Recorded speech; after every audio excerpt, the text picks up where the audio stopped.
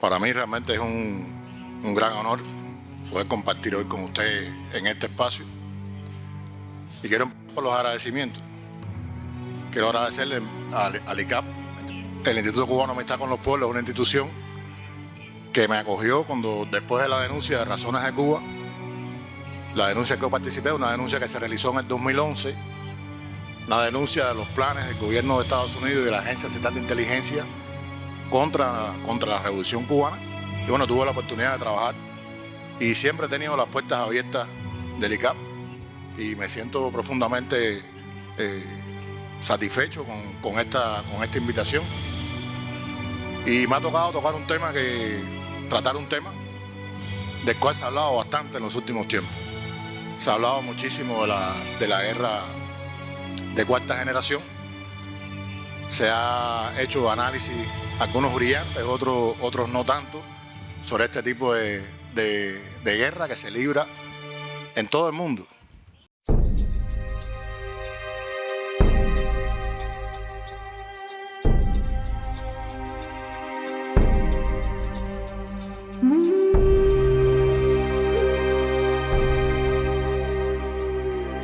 En el comedor alguna gente me preguntaron que si era verdad que ahora en horas de la tarde un agente de la CIA iba a develar un grupo de secretos sobre la guerra no convencional.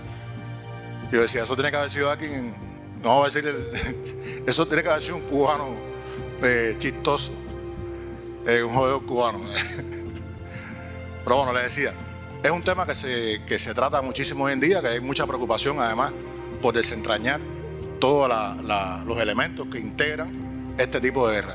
Realmente estamos hablando de una definición, cuando se habla de guerra de cuarta generación, que fue lanzada, que fue creada, fue conceptuada en el año 1989 por 4 oficiales del Cuerpo de Marines de los Estados Unidos que hablaron y escribieron, teorizaron sobre este tipo de guerra y la necesidad que había por parte del gobierno de los Estados Unidos, del ejército de los Estados Unidos, de llevar adelante una guerra en la cual ellos tuvieran la menor cantidad de gastos posible.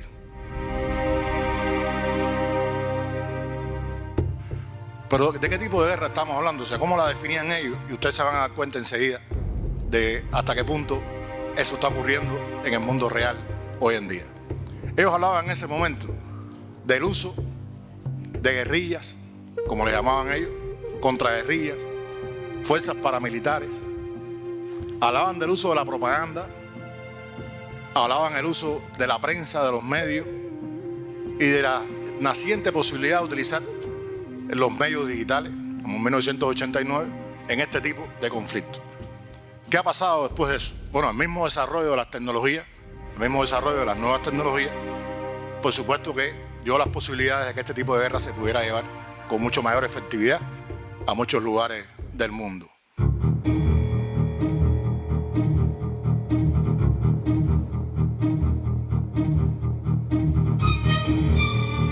Pero yo cuando hablo de esta guerra siempre pienso, bueno, ¿y cómo llamarle a la guerra que lleva el gobierno de Estados Unidos, que lleva el imperialismo? Por ejemplo, en Palestina, porque alguien pudiera decir, bueno, pero es que en Palestina los agresores son los israelíes. Pero bueno, ¿quiénes son los que realmente tienen que ver, quiénes son los que sustentan ese tipo de agresión? Uno pudiera preguntarse qué tipo de guerra fue la que se hizo en Afganistán. ¿Es una guerra de tercera, de primera, de segunda, de cuarta generación? ¿Cómo nombraríamos nosotros la guerra que se lleva a cabo contra el pueblo de Colombia, que no aparece nunca en los manuales, en las denuncias, cuando se habla de golpe suave o de guerra de cuarta generación, pero que es víctima y ha sido víctima durante muchísimos años de esta estrategia de guerra con el uso de fuerzas paramilitares y de un elemento que ellos no mencionan, pero que utilizan con mucha fuerza en muchos de estos planes, que es el uso del narcotráfico, que es el uso de las bandas criminales que forman parte de estos proyectos, que forman parte de estos planes. ¿Qué tipo de guerra se hace contra Cuba? ¿Cómo clasificaríamos la guerra que se hizo en el 2014 contra Ucrania, en el Maidán famoso, y que dio lugar a todo lo que después ha traído como consecuencia en ese país? ¿Qué estamos enfrentando nosotros realmente y cómo lo estamos enfrentando? Y son preguntas que, por supuesto, tenemos que buscar una respuesta para poder enfrentarla con eficacia.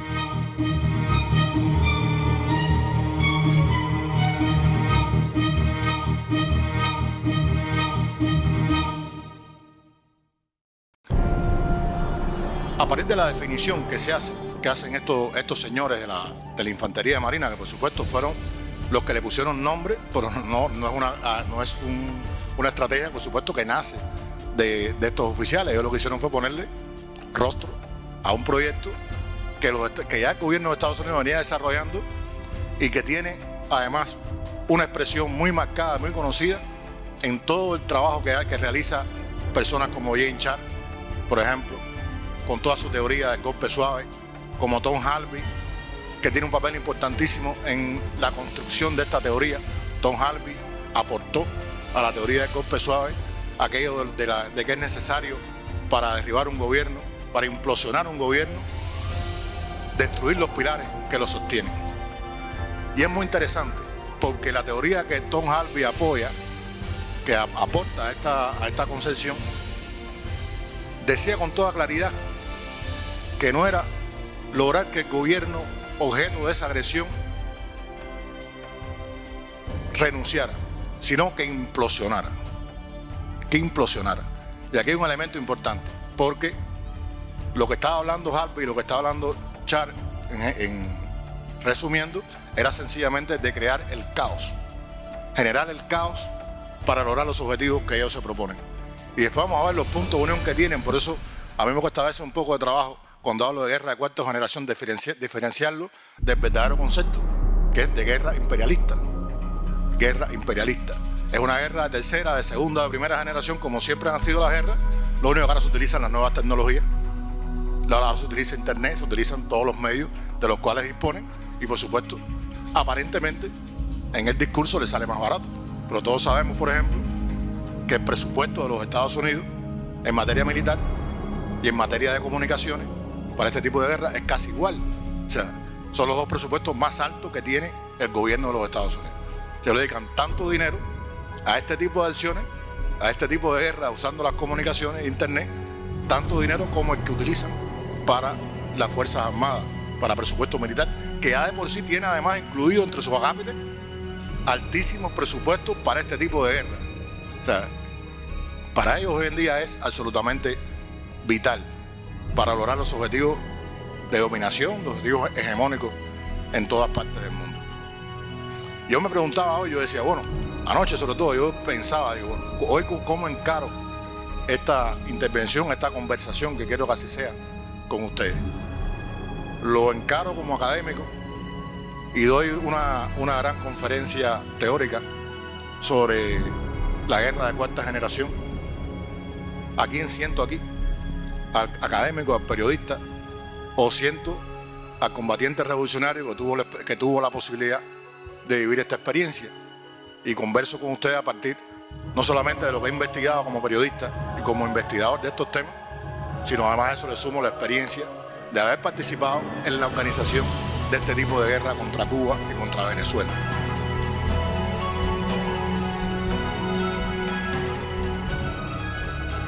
Y bueno, yo creo que sería preferible, bajo todo concepto, hacerlo de esta última manera, sin renunciar, por supuesto, al nivel que debe requerir, por respeto a ustedes, este tipo de conversatorio o de conferencia.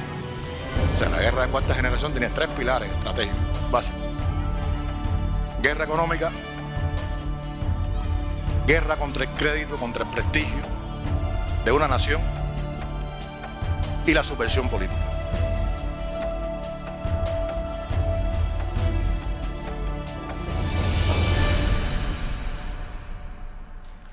Ahora, ¿cómo se estructura esto? ¿Cómo se estructura esta guerra? A partir de estas definiciones que empieza a realizar el propio gobierno de los Estados Unidos para llevarla adelante en el mundo. O sea, hay en los Estados Unidos, en la CIA, que va a tener el encargo fundamental de llevar adelante este tipo de guerra, un centro que se llama Centro de Actividades Especiales de la CIA. Era la antigua división era una antigua dirección de acciones encubiertas que pasa a llamarse hace unos años para acá como Centro de Actividades Especiales de la CIA, que tiene dos grupos. Un grupo que se dedica a las acciones como tal, de acciones encubiertas, o sea, son los expertos en golpes de Estado, son los expertos en construcción de grupos paramilitares, de realizar cuanta cosa ustedes se enteren por ahí que tiene que ver con atentados a dirigentes, con atentados a dirigentes políticos, a jefes o dirigentes activistas de movimientos de derechos humanos, todo que ellos entiendan que tienen que sacar de juego. Y tienen una fuerza que son los grupos de acción política. Los grupos de acción política, que es una división de la CIA,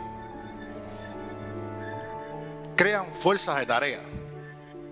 Estos grupos de acción política que tienen una larga historia dentro de la Agencia Central de Inteligencia, que tuvieron acción incluso durante muchos años, tuvieron que ver con lo que sucedió en Chile, por ejemplo, con el golpe de Estado contra Allende, que tuvieron que ver con el Plan Cóndor en América Latina, que tuvieron que ver con cuánta cosa ocurrió en el mundo durante muchos años. Ahora, con esta nueva estructura que asume la CIA en ese momento, tienen la misión además de incorporar a su modo de actuar Internet, las redes sociales y las nuevas tecnologías de las comunicaciones en general. Y este grupo de acción política, para su trabajo, crea fuerzas de tarea. Las fuerzas de tarea contratan Next Center, que se ocupan, organizados por esa fuerza de tarea, de realizar investigaciones sobre el terreno, hacen estudios de Big Data, hacen estudios donde hacen microsectorizaciones de los terrenos, de la población, por ejemplo, seguro que ustedes han leído lo del escándalo de Cambridge Analytica y todo lo que tuvo que ver eso con los procesos electorales en muchos lugares del mundo. Bueno, estas son gente que se especializa en este tipo de cosas, que son contratados por las fuerzas de tarea con el objetivo de utilizar esa información para la subversión contra los países que son víctimas de esta agresión. Los Net Center a su vez contratan cibermercenarios, contratan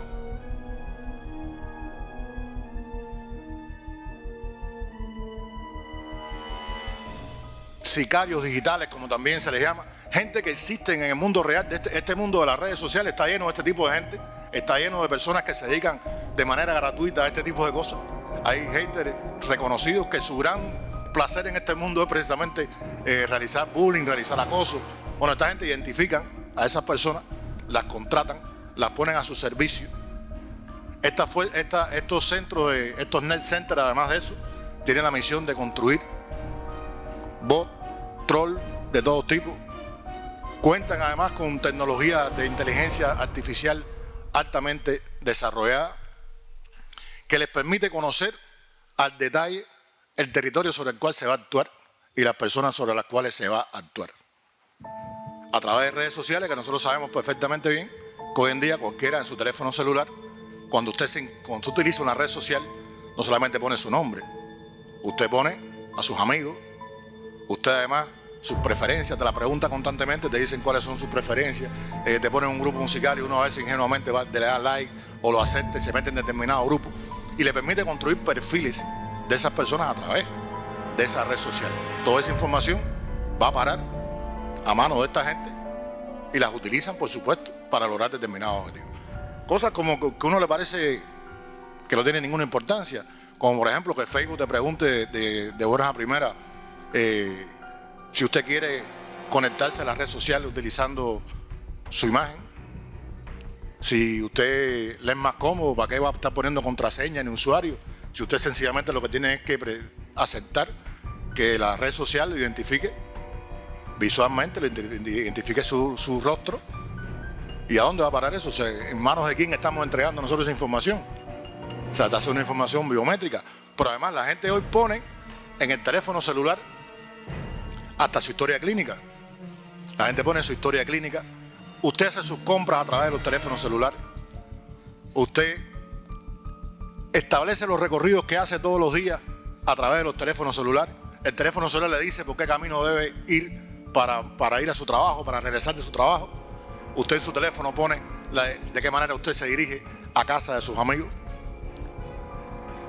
Sus preferencias de todo tipo están en manos de esta gente, que su misión es esa, construir el perfil. O sea, cuando ellos van a lanzar un tipo de ataque contra una población en particular, tienen todo eso perfectamente sectorizado. Les permite tener, bueno, los jóvenes que viven en Cuba, que viven en La Habana, que viven en el municipio de Centro Habana, entre 15 y 18 años, ¿cuáles son? ¿Qué deportes prefieren? ¿Qué programas de televisión ven? ¿Con quiénes se relacionan? ¿Cómo piensan? Y tienen esa información. Por lo tanto, todo lo que se va a hacer en esas redes sociales tiene que ver parte estrechamente de ese conocimiento. Si fuéramos a ejemplificar exactamente ejemplos de este tipo de guerra, de este tipo de agresión, donde se han valido de todas estas herramientas, hay varias recientes que son, pudiéramos decir, ejemplos a estudiar de cómo lo hacen. Bolivia, por ejemplo, el golpe de Estado contra Evo Morales. 68.000 cuentas en Twitter aparecidas de buena primera, de la nada. Y hay un grupo de elementos que se ven con toda claridad en la preparación, durante el golpe y después del golpe contra Evo. Primero, una fuerte campaña de descrédito contra el gobierno de Evo Morales. La campaña de descrédito busca una cosa fundamental, y nosotros los cubanos lo hemos vivido estrechamente, y los venezolanos ni se diga también. O sea, ellos saben perfectamente bien que si ellos lograran aislarte, si ellos lograran aislar a Bolivia, si lograran aislar a Venezuela, si lograran aislar a Cuba, si lograran restarle la solidaridad, si ellos lograran que todos los que están aquí sentados creyeran las historias que ellos hacen sobre Cuba, si ellos lograran que se quedaran estos países aislados y solitarios, pues les sería perfectamente se les sería muy fácil agredirlos. Les sería muy fácil hacer cualquiera de las cosas que hacen y que nosotros sabemos que hacen en todas partes del mundo. O sea, la campaña de descrédito va a ser fundamental. Y contra Bolivia lo hicieron durante años. Y se acrecientan esos días de las elecciones, cuando se prepara todo lo que sucedió contra Evo. Otra cosa que sucede, ya les hablaba del tema de redes sociales, de la demonización además en las redes sociales de las principales políticas, de las principales figuras políticas del país. Y empiezan a construir una narrativa de la indignación popular. O sea, utilizando sus activistas y utilizando todo el poder de las redes sociales y utilizando todos estos trolls y todos estos bots que crean, hoy en día quiero decirles que es muy fácil hacerlo, porque antiguamente contrataban a una persona que podía hacer ese trabajo, pero hoy en día a través de la inteligencia artificial tú puedes crear montones de personas, miles de personas en las redes sociales que no existen. Y son bots que se construyen especialmente para actuar y para transmitir mensajes como si fueran personas reales. Y la lluvia fue realmente una lluvia de tweets contra el gobierno de Evo. Esa narrativa de la indignación popular, que forma parte también de la campaña de descrédito, porque todo esto está vinculado, que hace creer a muchas personas en el mundo de que el pueblo boliviano, de que el pueblo está listo, de que el pueblo está cansado del gobierno de Evo. Y otro elemento a tener en cuenta, a aprender de ahí, porque ningún otro se había visto con tanta claridad, es algo que está en esta primera estrategia de que les hablé cuando se crea en el 89, que lo han usado distintamente en muchos lugares, que va a ser, ellos reclutan dentro de los grupos criminales, ellos reclutan dentro del lumpen, sobre todo entre los sectores juveniles, usando la red social por estas investigaciones que saben, tener un estudio sectorizado de toda la población, y ellos saben perfectamente bien quiénes son estas personas. Y en Cuba lo vivimos también, o sea, los cubanos tuvimos esa experiencia de cerca.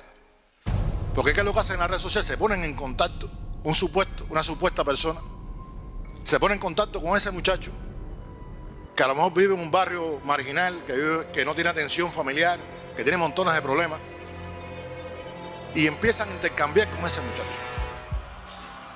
Nosotros en Cuba vivimos esa experiencia mucho antes, a través de un sistema, de un plan que se llamó Zunzuneo, que era muy similar a esto que se hace hoy en día con tecnología mucho más moderna, que se hacía atractivo. Miren ustedes la trampa. O sea, enviaba mensajes a los jóvenes que hablaban de temas deportivos, de temas que a los jóvenes les interesaban, de manera que los jóvenes se quedaran enganchados de ese grupo, de esas personas que están hablando con ellos de fútbol, de béisbol, del artista fulano de tal, del artista mengano de tal, y después que lo tienen, que lo hacen asiduo a ese grupo o asiduo a esa persona, pues entonces comienzan los ofrecimientos, que empiezan por tareas muy sencillas.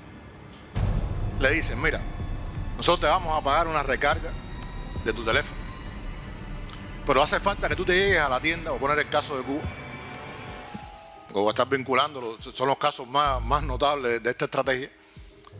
Yo te voy a pagar una recarga en tu teléfono si tú te llegas a la tienda que está en la esquina de tu casa, le tiras una piedra, o te voy a enviar $40. Lo que tienes que hacer es filmar la acción y pasármela a través de este correo, para yo estar seguro que tú lo hiciste. Eso lo hicieron también en Bolivia. Empezaron a llegar a esos sectores juveniles, llegaron a esos grupos, llegaron a grupos criminales que no tienen nada que ver con la política. Estamos hablando de personas que no son en regla opositores a ningún gobierno. Son personas que tienen una actividad delincuencial o que son sencillamente lumpen. Gente que no tiene nada que ver con la política, pero le empiezan a llegar a través de este tipo de acción. Ese es el primer paso. El segundo paso es nuclearlos. El segundo paso es intentar unirlos. Y en ese proceso de unir esos grupos, sí actúan entonces los activistas seleccionados por ellos. Sí son gente que está a salario del gobierno de los Estados Unidos. Y esos activistas comienzan a nuclear alrededor de ellos a esos jóvenes que hasta ese momento no han tenido ninguna actividad política conocida ni declarada. Y esos jóvenes comienzan a recibir dinero a través de internet, orientaciones a través de internet, pero a través también de ese activista que está actuando sobre el terreno. Lo hacen en Irán también. O sea, empiezan a crear lo que ellos llaman enjambres. Empiezan a crear enjambres comunicados entre sí, a los que les han entregado teléfonos modernos, a los que han empezado a preparar desde hace meses, los que están ya comprometidos porque además han recibido dinero por hacer acciones cada vez más violentas, porque comienzan tirándole piedra a una tienda y terminan como en Bolivia invadiendo una emisora de radio o quemando personas o organizando una guarimba como en Venezuela. Es una mezcla donde juegan un grupo de factores: la narrativa y la indignación, todo esto que se ha ido creando, una narrativa, una fuerte campaña contra el gobierno, acciones de carácter diplomático, porque junto con esto además hay una fuerte acción del gobierno de Estados Unidos en el terreno diplomático contra esos gobiernos. Hay una fuerte acción de carácter diplomático contra ese gobierno. Nosotros lo vimos en muchos materiales que llegaban de Bolivia en aquel momento, que había diplomáticos además estadounidenses, no solamente actuando fuera, sino actuando dentro de Bolivia de manera injerencista, directa, dirigiendo acciones de este tipo. Y lo vimos nosotros en Cuba también. Lo vimos además actuando. Este proceso lo que busca es sencillamente generar el caos. Generar el caos en el país. Todo esto viene acompañado de todo un paquete de sanciones económicas.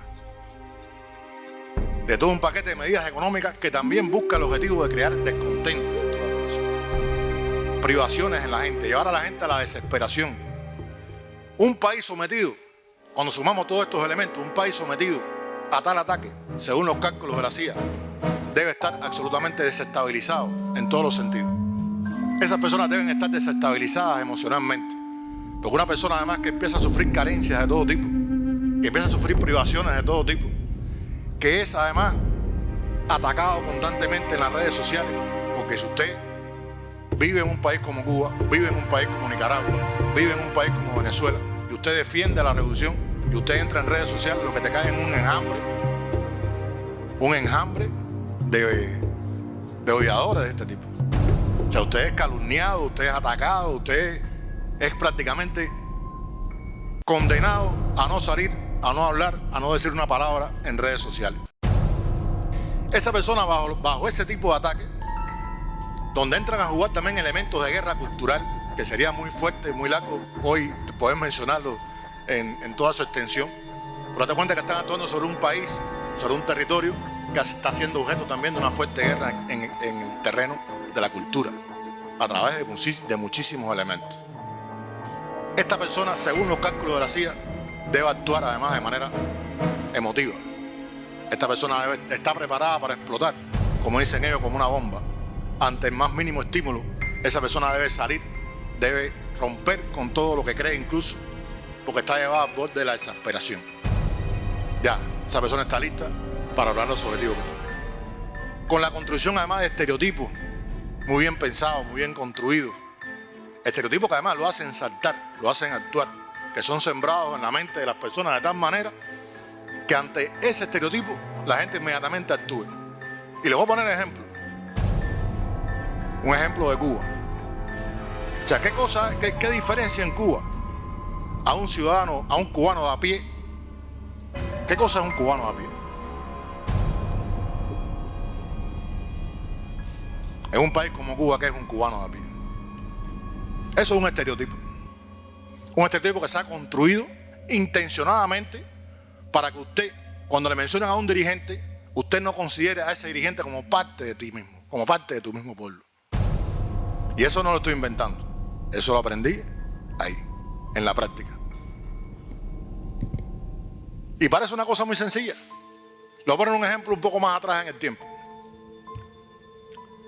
Cuando se hablaba del aparato de la antigua Unión Soviética. Fue un estereotipo que se creó con toda la fuerza. Se creó un estereotipo. Y si nosotros revisamos todos y cada uno de los países nuestros, ustedes van a ver que hay elementos que se repiten constantemente en las redes sociales, que se utilizan con ese fin, para provocar que la persona reaccione ante determinado estímulo con algo que ya está previsto, por supuesto, por ellos. Yo le decía que iba a mezclar las dos cosas, porque un poco para tener todos los elementos de esto, pudiera utilizar algunas cosas también de mi experiencia personal.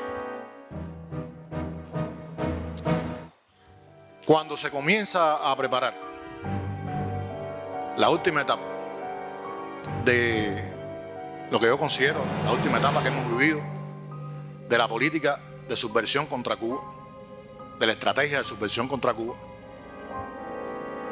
que comienza aproximadamente en el año 2004, no me voy a ir hasta ese año. Hay un grupo de elementos que son importantes tener en cuenta y saber y conocer. Lo primero que hace es formar el liderazgo del cambio, lo que ellos llaman los nuevos líderes de cambio. Sin esos líderes de cambio no hay absolutamente nada que hacer. En el caso de Cuba, ellos reconocen en ese momento, lo reconocen públicamente, de que ellos han perdido la guerra contra la dirección histórica de la Revolución Cubana. Reconocen además de que la contrarrevolución con la que cuentan en Cuba no les es útil, porque esa contrarrevolución no tiene apoyo social. Es una oposición, una contrarrevolución desvinculada de la mayoría del pueblo, sin prestigio. Entonces, una de las necesidades inmediatas de este tipo de acción es construir una contrarrevolución que esté a la altura de los objetivos que se trazan ellos en ese país, en este caso Cuba. Y repiten una fórmula que no va a ser una novedad en el caso de Cuba. Van a tomar de la experiencia de América Latina. Van a tomar de la experiencia de América Latina porque ellos lo han venido haciendo en América Latina durante muchos años. En un momento que en el continente era obvio para todo el mundo de que las dictaduras militares no aguantaban más y que la resistencia de los pueblos en América Latina iba en aumento y que ese aumento de la resistencia contra las dictaduras militares podía terminar perfectamente bien en revoluciones radicales. Estaba ocurriendo en todas partes y esas dictaduras, si eran derribadas por revoluciones radicales, iban a terminar en procesos similares a los de Cuba. ¿Y qué comienzan a hacer? Comienzan a formar a los nuevos líderes. ¿Cómo lo hacen? Un objetivo central de esa estrategia fueron las universidades latinoamericanas. Las universidades en el continente habían sido el semillero muchas veces de las revoluciones en el continente, de las protestas. Muchas universidades en el continente eran universidades revolucionarias. Universidades que se habían ganado, tener una bien ganada fama en el enfrentamiento a la derecha de las dictaduras militares. Entonces, intervenir en esas universidades, cambiar la correlación de fuerza, preparar a sus cuadros va a ser un objetivo central. Y empiezan a utilizar las becas de intercambio académico, en primer lugar. Becas de intercambio académico para profesores y para estudiantes. Según una cuenta que sacamos un día, más de 120 líderes latinoamericanos de la economía, de la política y de otros sectores habían participado en ese tipo de cursos en los Estados Unidos. Habían sido preparados en los Estados Unidos como líderes. Habían estudiado en los Estados Unidos. Creen además de eso, además de las becas de intercambio académico, también como parte de estas becas, becas de formación de liderazgo. Experiencia que la hemos visto en muchos lugares también. No entonces, sino incluso ahora, a través del uso de las organizaciones no gubernamentales. Hay montones de ONG regadas por todo el continente con la misión, además de otras tareas que cumplen, de formar a esos cuadros. Esa experiencia en el continente les había dado resultados, porque prepararon durante años. En el momento que llega, esa gente les sirve como mediadores del cambio. Les sirven como elementos mediadores para impedir que ocurran revoluciones radicales en el continente. Nosotros a veces nos asombramos porque aparece primero un líder que la derecha saca, no se sabe de dónde, tú no dices de dónde salió. Y cuando tú empiezas a buscar, no falla. O estuvo en un curso de liderazgo, o estuvo en una beca de intercambio, o estuvo en algún momento en un curso en los Estados Unidos. No falla. Y son líderes que han ido preparando durante tiempo. Entonces, en el caso de Cuba era fundamental.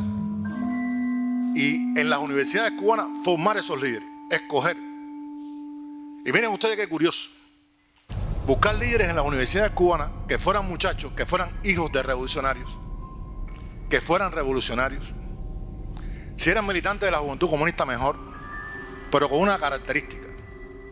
Debían ser personas con un gran ego. Personas con grandes aspiraciones, personas que había que identificar y preparar.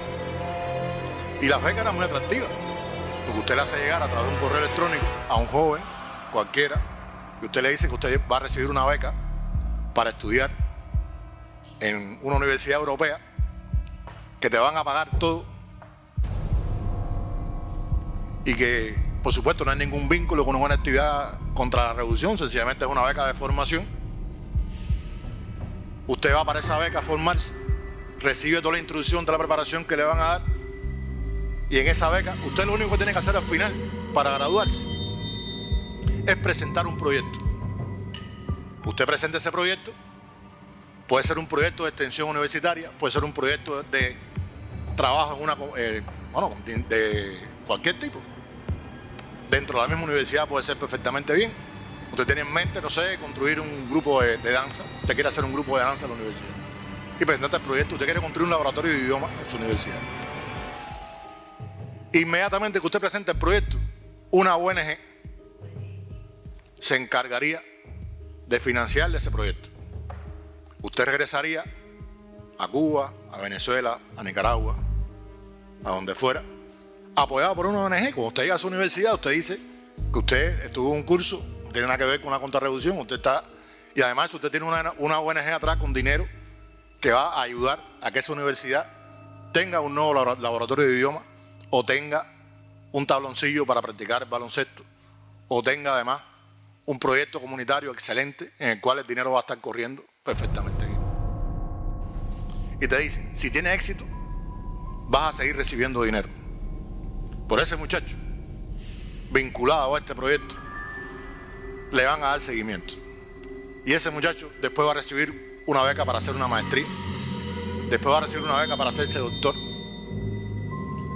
Y en el caso de Cuba, estaba previsto para 10 años ese plan. En 10 años, ¿cuántas personas hubieran preparado ellos en ese tipo de experiencia? Y esas personas, cuando se graduaran de la universidad, fíjense, no están vinculados a ningún grupo contrarrevolucionario, no están metidos en nada. están estudiando, siguiendo su vida de manera natural. Y esas personas cuando lleguen al momento de graduarse, ¿a dónde van?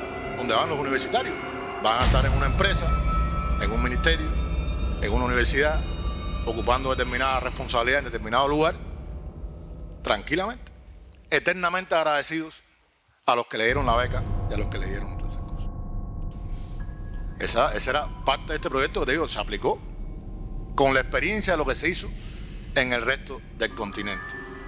Junto con esto, le decía, toda la campaña de descrédito, toda la campaña que se sigue contra Cuba en esos años, primero de recrudecimiento del bloqueo y después la política de Obama, que tenía su plan, tenía su parte dentro del plan, pero bueno, no nos vamos a detener hoy en eso.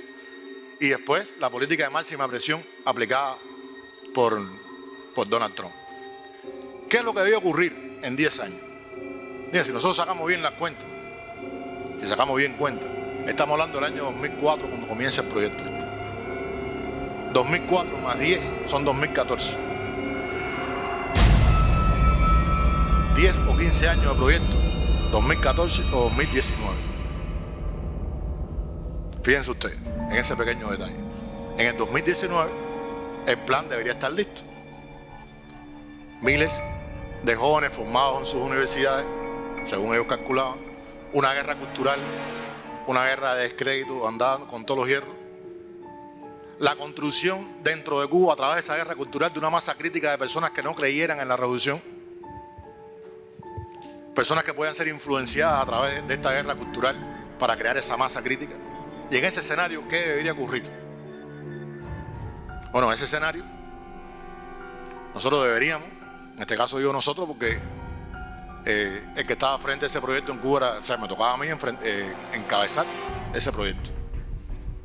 En ese momento nosotros debíamos salir a la luz pública, anunciarnos públicamente, aparecer con el apoyo de todos los medios de comunicación, todos los medios de comunicación del mundo, como una organización de jóvenes académicos, profesionales cubanos, intelectuales, con inquietudes con relación al destino y al futuro de Cuba.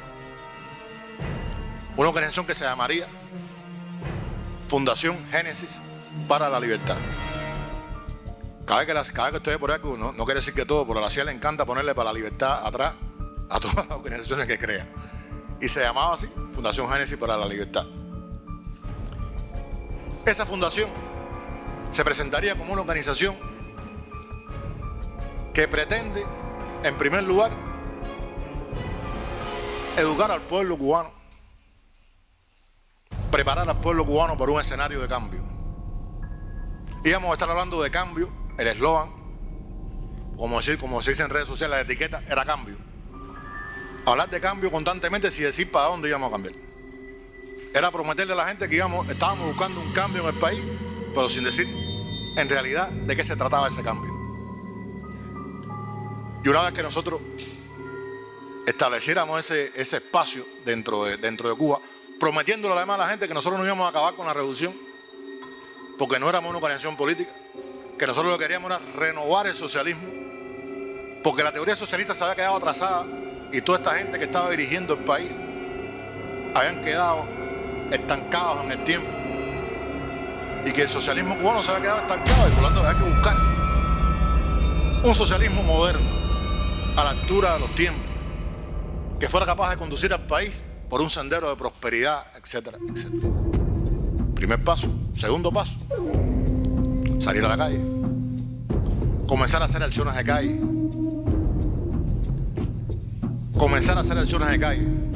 comenzar a chocar con las autoridades, comenzar a chocar con las fuerzas de seguridad, provocar a las fuerzas de seguridad, provocar que nos reprimieran, según lo que decían ellos, e inmediatamente pasar el tercer paso. El tercer paso era comenzar a tomar instituciones, ocupar instituciones gubernamentales, hacer tranques de calle, cerrar las principales avenidas del país, movilizar el país y generar el caos. Hablamos al inicio de la teoría de Harvey, de los pilares básicos que se derrumban y el gobierno implosiona. O sea, lograr que el gobierno cubano implosionara, que esa mezcla de guerra económica acrecentada por todas las vías, que esa campaña de crédito que dejaría a Cuba aislada de sus amigos en el mundo y esas acciones realizadas sobre el terreno provocaran que el gobierno cubano no pudiera gobernar. Ya no poder gobernar, no que renunciara, no que implosionara, que se le hiciera imposible incluso renunciar. Incluso renunciar. ¿Y qué ocurriría? Por eso me gusta mucho insistir en esto al final, porque tiene que ver con lo que dije al inicio. O sea, parece que las guerras al final siguen siendo guerras imperiales, no importa si le llaman de cuarta, de tercera, porque al final el objetivo central va a ser el mismo.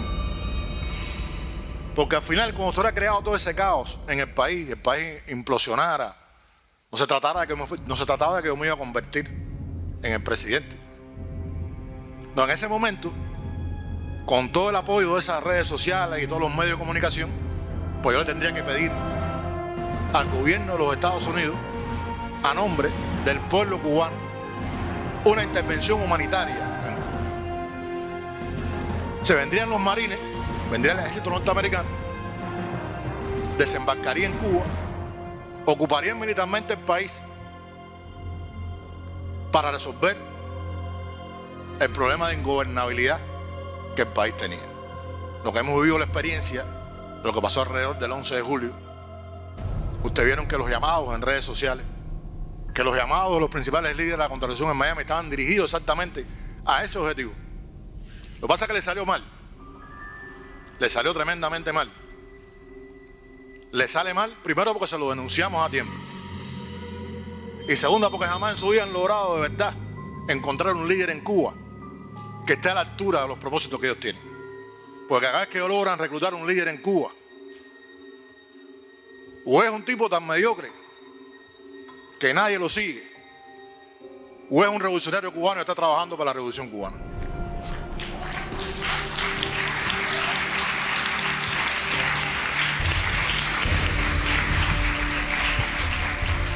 Y hay una cosa que está más que demostrada, compañero. Cuando hay un gobierno que tiene el respaldo del pueblo, no hay guerra de cuarta generación ni golpe suave que tenga éxito. Y yo creo que los casos de Cuba, de Venezuela, son ejemplos más que claros de que esa frase con la que se comenzó hoy este maravilloso encuentro es una gran realidad. Y es que es una realidad enorme, que las trincheras de ideas pueden más que cualquier trinchera de piedras. Esto es un tema del cual pudiéramos estar desentrañando muchísimas cosas más. Pero bueno, creo que es hora de que ustedes hablen y que ustedes pregunten lo que quieran. Tienen frente a ustedes, como decíamos al principio en broma, tienen un agente de la CIA enfrente. Trabajé para la CIA durante 7 años. Trabajé para organizaciones del gobierno de Estados Unidos durante muchos años más. Trabajé para ONG, trabajé para USAID, para la Fundación Panamericana para el Desarrollo, para la OEA. Así que pueden preguntar lo que ustedes deseen. Les cedo la palabra.